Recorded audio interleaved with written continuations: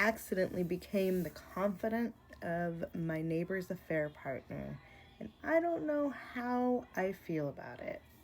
This comes from the Charlotte Dobre YouTube subreddit. Let's get into it. This is my first time ever posting on this sub, so I'm not quite sure if I chose the right flair, but here's my story. About 3 or 4 weeks ago, I received a completely random text from a guy I'll call John. I had never met him, I didn't know who he was, and I had no idea he even existed. Somehow, through a series of conversations, we figured out that a married woman he worked with, I'll call her Patty, happened to be my neighbor. What followed has been one of the strangest 3 weeks of my life. Oh, do tell. At first, John described Patty as a married coworker he found incredibly attractive. He told me there was flirting, teasing, and growing sexual tension between them.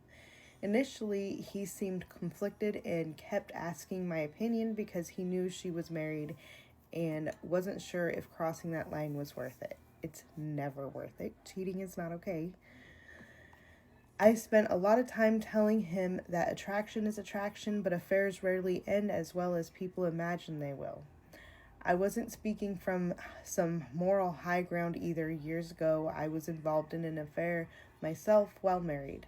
It wrecked lives, damaged marriages, and taught me some hard lessons. So I was trying to give him a perspective from someone who's already walked that road. Over the next few weeks, John started opening up more. According to him, Patty had been confiding in him about marital problems, sending suggestive photos and talking about intimate things, and basically creating a situation where both emotional and sexual attachments were building. That's not good. The more he talked, the more obvious it became that this wasn't just flirting anymore. Then, less than 3 weeks after the first text message I ever received from this guy, he told me he had gone through with it. What started as "I'm trying to resist temptation" turned into hotel rooms, explicit details, pictures, and constant updates that I honestly never asked for. Here's where it gets complicated. Patty isn't just some random woman. She's my neighbor. I've known her for years. I've met her parents multiple times when they visited from India. They're extremely educated, successful, traditional people. From what I understand, they're deeply religious Hindus and highly respected within their community. That makes it even more complicated, I'm not gonna lie.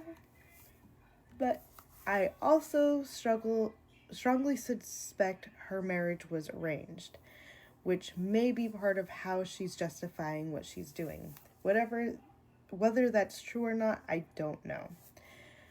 What I do know is that if everything John says is accurate and this ever comes to light, the fallout could be enormous. Not just from her marriage, but from her family as well. Meanwhile, John went from sounding conflicted and guilty to sounding completely intoxicated by the entire situation. He talks about her constantly.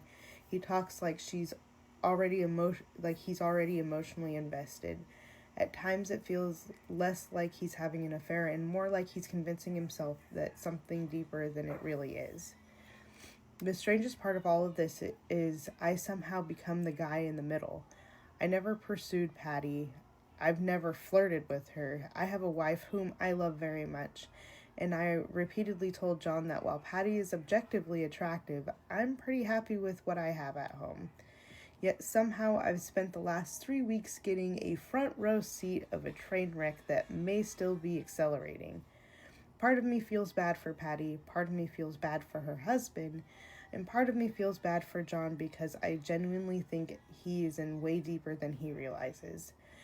And a part of me wishes I've never been dragged into this in the first place. So now I'm curious, if you found yourself in my position, would you stay completely out of it, or would you feel some responsibility to doing something?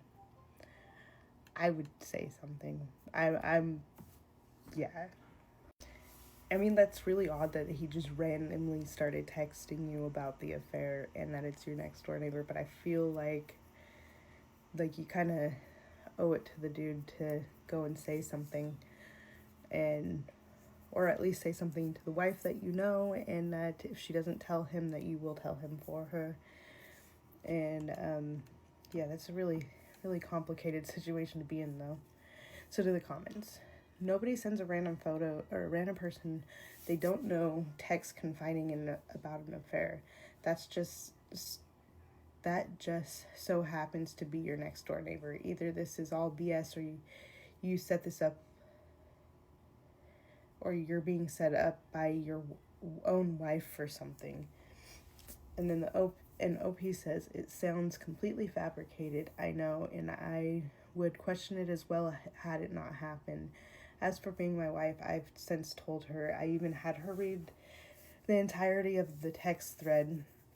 We had some laughs, but she eventually suggested just let it be. Let them make their bed, no pun intended, and reap their consequences. I haven't interacted with John in over a week at this point, so we'll see what ends up happening to them. And then the next person says, so you and a complete stranger, you will never meet him, you never met him and don't know anyone who can confirm his identity, spent weeks talking about personal things.